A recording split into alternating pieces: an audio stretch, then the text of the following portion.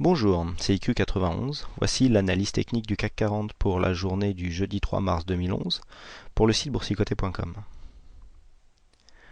Aujourd'hui, donc nous attendions un rebond hier, puisque je vous avais précisé qu'ici ce genre de bougie hésitante comme ça, avec donc des volumes supérieurs à la moyenne et une baisse de volatilité, impliquait souvent, surtout lorsqu'on venait se reposer ici sur des zones techniques importantes, des rebonds à venir. Alors, j'attendais un rebond, une bougie un peu plus pleine, mais bon, monsieur Jean-Claude Trichet on avait décidé autrement, donc nous avons une bougie qui est venue nous faire une ouverture à 4057,91. Nous avons marqué un plus haut à 4098,11, un plus bas à 4040,43, pour revenir en clôture à 4060,76. Nous gagnons 0,66% quand même sur cette séance, 26 points et demi gagnés par rapport au cours de clôture de la veille. C'est tout de même une séance de hausse, mais on le voit bien, une séance hésitante. Hésitante parce que ici nous avons des grandes ombres et quasiment un doji ici sur cette bougie, puisque le corps est vraiment minuscule. Entre l'ouverture et la clôture, on a 3 points, donc c'est vraiment très faible. Donc bougie d'hésitation, une ombre hausse bien plus haute, bien plus grande que l'ombre basse, donc plutôt à orientation baissière, surtout que nous avons un peu la même chose que hier, à savoir des volumes supérieurs à la moyenne avec une volatilité qui est venue se calmer.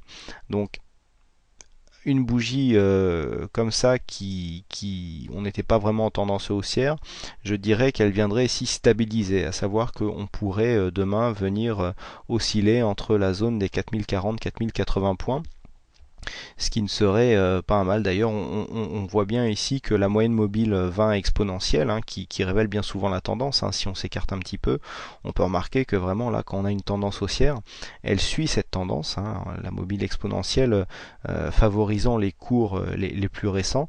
Et bien là, on a une tendance vraiment neutre qui est vraiment bien symbolisée par cette moyenne, parce que vous voyez qu'elle est vraiment flat, c'est-à-dire qu'elle a très peu d'évolution, elle n'ondule presque pas, et on oscille autour de cette moyenne mobile, ce qui implique en fait que la tendance est relativement neutre. Ceci nous est d'ailleurs confirmé par les indicateurs techniques, puisque nous avons un RSI qui est donc à 50,70, juste sur sa zone de neutralité, en plein milieu. Stochastique pareil, qui croise et qui recroise sa ligne de signal au sein de sa zone neutre, donc c'est relativement sans intérêt d'un point de vue trading d'avoir des indicateurs comme ça qui oscillent sans vraiment nous donner d'indication. Ici nous avons un MACD, vous voyez, qui s'était bien retourné ici sur les débuts de jambes haussières, et puis qui là maintenant, hop, hier on est reparti à la baisse et puis là on remonte, voilà. Alors ça veut dire tout simplement, c'est pas les tendances qui changent, ça veut dire quand on a une alternance comme ça de baisse et de remontée, eh bien ça va dans le même sens que ce que je vous disais tout à l'heure, à savoir que la tendance était hésitante aussi d'ailleurs, puisque confirmée par ici la forme des bougies, puisqu'on a une bougie pas trop pleine ici, et là vraiment très hésitante en forme de doji. Et puis donc on vient de voir des volumes supérieurs à la moyenne avec une volatilité dans la moyenne. Alors, qu'est-ce qui s'est passé? Eh bien, tout simplement, après la chute que nous avions eue, ici, j'avais pressenti un rebond. Le rebond a continué dans la journée, et puis, avec une bonne statistique qui est apparue. Et puis, il y a eu une annonce un peu inattendue de Jean-Claude Trichet concernant une possible relève des taux anticipés, donc des taux directeurs de la Banque Centrale Européenne. Alors, pourquoi les marchés craignent ce relèvement de taux? C'est tout simple, il y a deux choses. Donc la politique monétaire est très accommodante, à savoir que des taux bas garantissent un refinancement aux établissements financiers beaucoup plus facile, puisque l'argent leur est prêté à un taux vraiment très bas. Et puis nous le verrons dans la vidéo Forex, pour ceux qui la regardent, je donnerai une explication supplémentaire. Eh bien, il y a aussi la parité euro-dollar qui est touchée, puisqu'on a une forte hausse de l'euro-dollar donc cet après-midi, et donc cette hausse de l'euro-dollar en rajoute encore une couche, puisque cela nuit à la compétitivité des entreprises qui travaillent en zone euro, et surtout pour celles qui produisent en zone euro et qui vendent en dollars, donc notamment beaucoup de sociétés dans le domaine notamment aéronautique comme EADS. Donc c'est vraiment une mauvaise surprise, hein, d'autant que le livre beige, hein, le beige book, n'a à aucun moment mis l'accent, donc c'est le livre de prévision économique américaine, n'a à aucun moment mis l'accent sur une possible remontée de l'inflation qui entraînerait donc une relève des taux. Et donc c'est l'inverse en Europe. Donc là, c'est pour ça que cette nouvelle a vraiment douché les marchés, hein. On a senti un brusque rafraîchissement puisque nous étions ici dans une zone entre 80 et 90. Et puis on est vraiment venu redescendre. Ici, on a perdu quasiment 1% hein, pour se stabiliser à 4060. Donc bon, c'est du domaine de la macroéconomique, hein, c'est du fondamental. Donc là, il y a une bonne réaction, hein. Donc vous voyez, notamment pour ceux qui me disent que l'euro-dollar est souvent corrélé avec le CAC, et en fonction des événements qui arrivent, ce n'est pas toujours le cas, et notamment dans ce genre de nouvelles. Donc pour demain, comment trader ce CAC? On peut considérer que tant que nous ne venons pas ici sous les 4040, hein, puisque vous voyez qu'on est repassé en flux baissier ici, on a comblé le gap déjà d'hier, et puis on a des plus bas et des plus hauts qui sont de plus en plus hauts. Donc malgré tout, nous sommes repassés, même si ce n'est pas très dynamique, dans une tendance très court terme haussière. Donc tant que nous ne sommes pas ici sous les 4040, nous pouvons considérer que la dynamique peut continuer, même si ici on n'a pas une grosse dynamique. On aurait préféré une bougie bien sûr un peu plus pleine, hein, pour pouvoir presque valider une étoile du matin. Alors l'étoile du matin ne peut pas du tout se valider puisqu'on a une bougie beaucoup trop hésitante sur cette séance.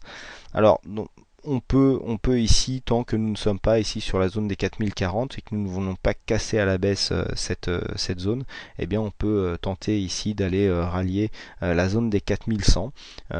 C'est l'objectif qui reste, avec un objectif final à 4120, précédant donc un test ici de la résistance baissière, hein, qui porte la tendance. Donc depuis on a 3 points d'appui, on a ici le sommet, ici on a cette première bougie qui a impulsé la baisse, et puis là la bougie d'avant-hier qui a marqué le retournement, hein, puisque nous avions ici une pénétrante baissière, hein, qui a bien été suivie d'ailleurs, hein, je vous l'annonçais là, signal de retournement, et puis on est bien venu baisser. Donc ici test de cette résistance, objectif final, hein, mais entre temps nous avons ici 4100, un premier objectif pour confirmer la tendance très court terme, de le ralliement des 4120 qui viendrait un petit peu qui sera un objectif, disons objectif 2, qui confirmerait un petit peu la tendance de fond, à savoir que là, si on a plusieurs touches ici entre cette résistance et ce support, on sera dans un triangle qui fait suite à une tendance haussière, et donc ça sera un triangle de continuité, donc avec une préférence pour ma part avec une sortie haussière. Donc voilà pour demain là, et puis si on venait à casser les 4040, on serait déjà très proche du support haussier, hein. Donc je rappelle, demain ici c'est à 4020, nous avons un retracement à 4025 ici qui a déjà fait office de support, donc nul doute que cette zone pour demain, si on venait à baisser, constituerait une zone de test intéressante, hein. Donc la zone située entre 4020 et 4025. Voilà ce que l'on peut dire donc sur cette analyse du jour.